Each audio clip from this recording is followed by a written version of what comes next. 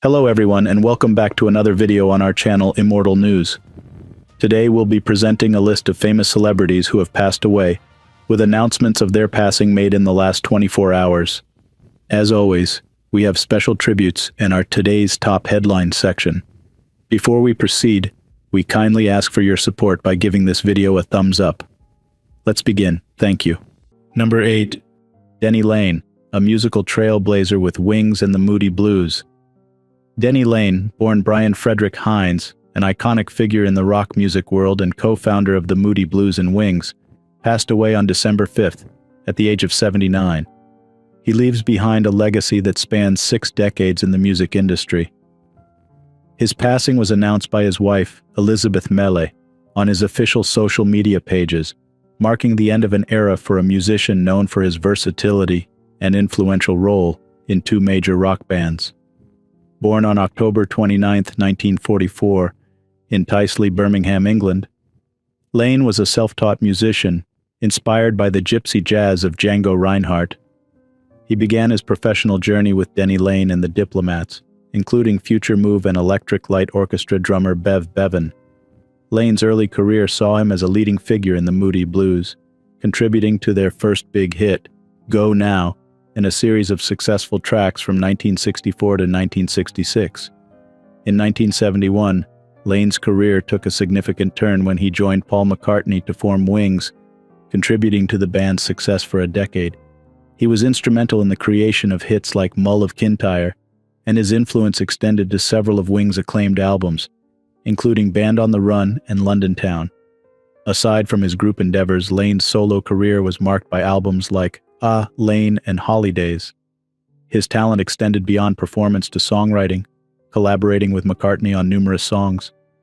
Denny Lane's death, coinciding with the 50th anniversary of the U.S. release of Band on the Run, brings a poignant closure to the life of a musician who left an indelible mark on the rock music landscape.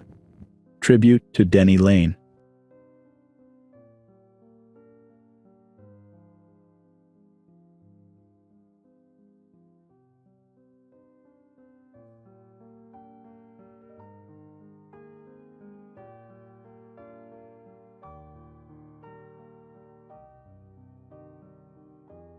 Number 7.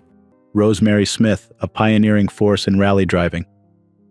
Rosemary Smith, an iconic rally driver from Dublin, Ireland, passed away on December 5th, following a courageous battle with cancer.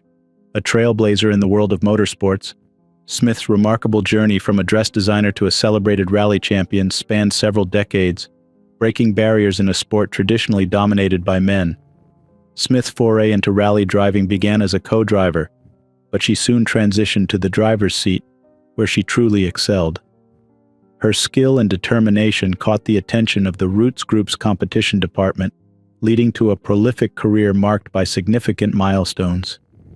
One of her most notable achievements was winning the 1958 Dutch Tulip Rally with British physicist Valerie Domleo.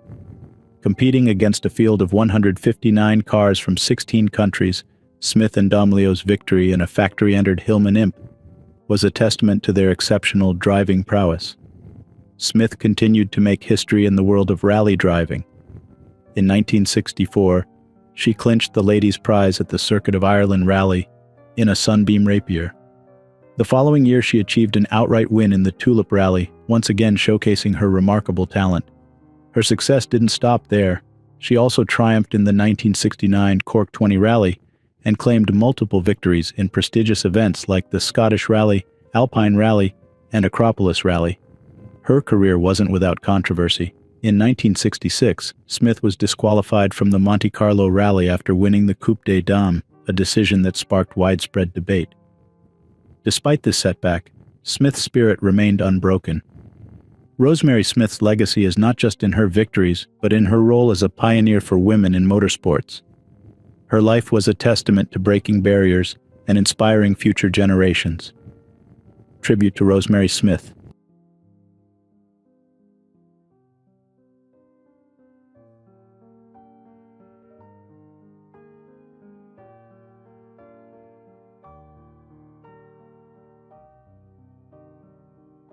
Number 6. Wanita Castro, a defiant voice in a revolutionary family. Wanita Castro, a Cuban-American activist, writer, and sister to Fidel and Raúl Castro, former presidents of Cuba, passed away in Miami, Florida, on December 4th at the age of 90. Born on May 6, 1933, in Baran, near Mayari, Holguin Province, Cuba, Juanita was a pivotal figure whose life was intertwined with the tumultuous political history of Cuba. Juanita grew up in a complex family with 3 full siblings and several half-siblings. Initially, she supported the Cuban Revolution, aiding her brothers Fidel and Raúl in their fight against Fulgencio Batista by buying weapons for the 26th of July movement. Her disillusionment with the revolution's direction, particularly the increasing communist influence, led her to a path of defiance against her own family. In a significant turn of events, Juanita began collaborating with the CIA in 1964. Her involvement with the agency included helping over 200 people flee Cuba in the post-revolutionary period. Her relationship with her brothers deteriorated, culminating in a conflict over the family land, where she was denounced by Fidel as a counter-revolutionary worm. Juanita's life took another turn when she left Cuba for Mexico in 1964, eventually settling in Miami. In the United States, she became a vocal critic of her brother's regime, describing Cuba under their rule as an enormous prison surrounded by water. Her activism extended to legal battles, including a lawsuit against her niece Elena Fernandez over claims made in an autobiography. Wanita Castro's life was a testament to her resilience and independence. Her story reflects the complexities of familial ties, political beliefs, and personal convictions. Tribute to Wanita Castro.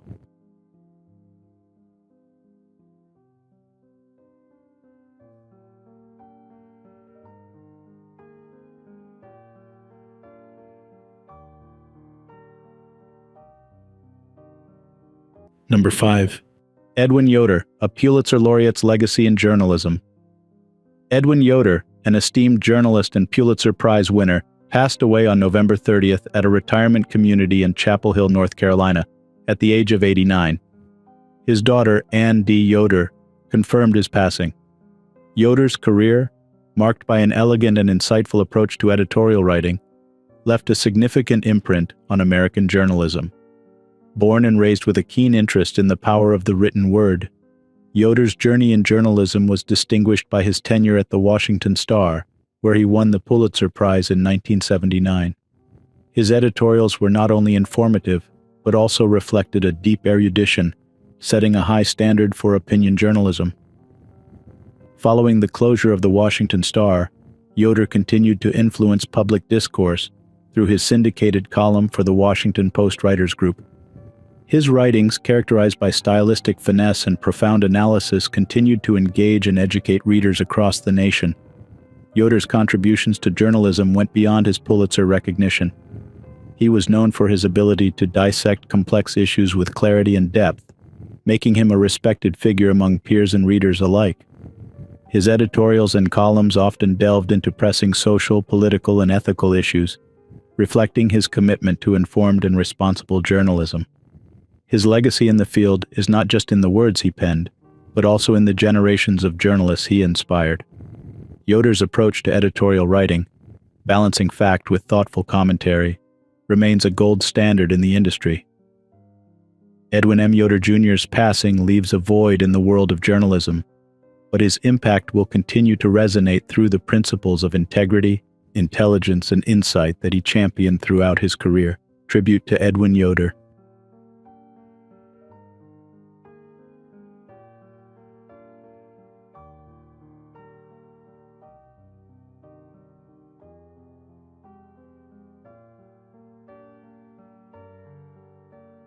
Number 4. Tim Rogers, master of style and elegance in the world of hairdressing. Tim Rogers, renowned as a hairstylist to celebrities and business moguls, passed away on November 3rd at his home in Gaylordsville, Connecticut. At the age of 51, Rogers left a legacy of iconic styles and a lasting impression in the fashion and beauty industry. His death, following a brief illness as disclosed by his father Ian Rogers, marks the end of an era in high-end hairstyling. Born on August 11, 1972 in Portsmouth, England, Rogers embarked on his hairstyling journey after a brief stint in business administration. Moving to the United States in 1998, he quickly made his mark in New York, working with renowned stylists like Garin and Sharon Durham before partnering with Sally Hershberger. His unique British charm, combined with an impeccable sense of style, made him a favorite among celebrities such as Adele, Yoko Ono, Roger Federer, and the Olsen twins. Rogers' work, characterized by its polished and classic touch, graced the pages of Vogue, Vanity Fair, and Town & Country. He also made his mark in New York Fashion Week, working with designers like Marc Jacobs and Anna Sui. Beyond his work with celebrities, Rogers had a notable clientele among male power elites, including Swiss tennis star Roger Federer and Jack Schlossberg, JFK's grandson. In 2012, Rogers' talent and charisma earned him the role of creative director for Living Proof, further elevating his status in the beauty industry. Despite his success, he remained grounded, treating all his clients with equal respect and dedication. The hairstyling world has lost not just a stylist, but an artist and a visionary. Tim Rogers' impact on fashion and beauty will continue to inspire and influence for years to come. Tribute to Tim Rogers.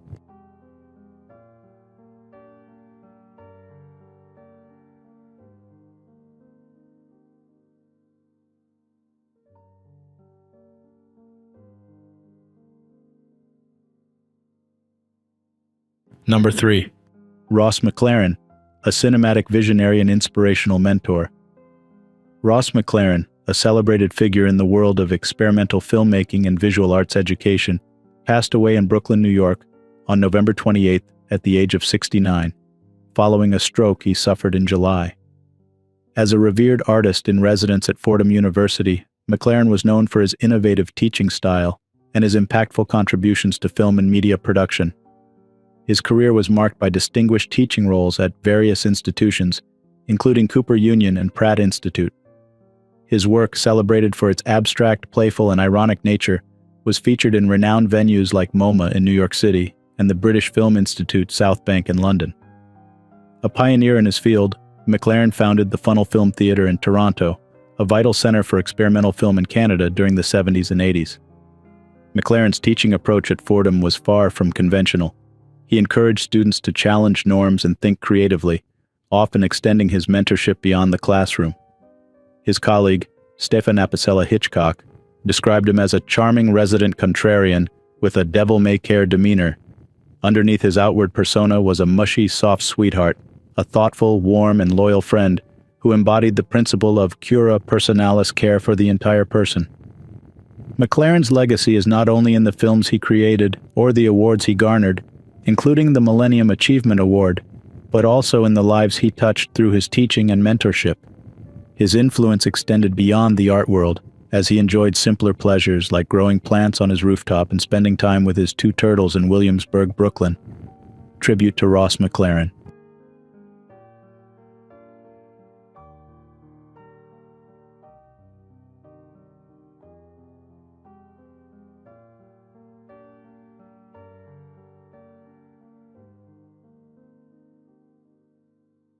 Number 2. Helen Lucas, a beacon of artistic and feminist legacy. Helen Lucas, an influential Canadian artist celebrated for her works on Greek Orthodox icons, female sexuality, and flowers, passed away on November 27 at the age of 92. Her 6-decade career marked a significant contribution to the arts and feminist discourse. Born Helen Gaetros on August 25, 1931, in Saskatoon, Saskatchewan, Lucas grew up in a family of Greek immigrants. Despite initial familial hesitance towards her artistic pursuits, she studied at the Ontario College of Art in Toronto, supported by her parents. This foundational period shaped her unique artistic voice. Lucas's early work, influenced by her deep religious faith and personal struggles, including a challenging marriage, explored darker themes. However, she later embraced the vibrant beauty of flowers, finding in them a source of life and color. This thematic shift was a hallmark of her evolving artistic style and personal growth. Her artistry was not confined to the canvas. Lucas was a respected educator at Sheridan College, a collaborator with author Margaret Lawrence, and a prominent voice in Canadian women's studies. Her work was celebrated in the documentary Helen Lucas, Her Journey, Our Journey, and she was honored with awards like the Queen Elizabeth II Diamond Jubilee Medal and an honorary doctorate from York University. Lucas's legacy extends beyond her art. She was a torchbearer for feminist thought and a pioneer in integrating cultural and personal narratives into her work. Her death marks the end of an era, but her influence continues to inspire. Tribute to Helen Lucas.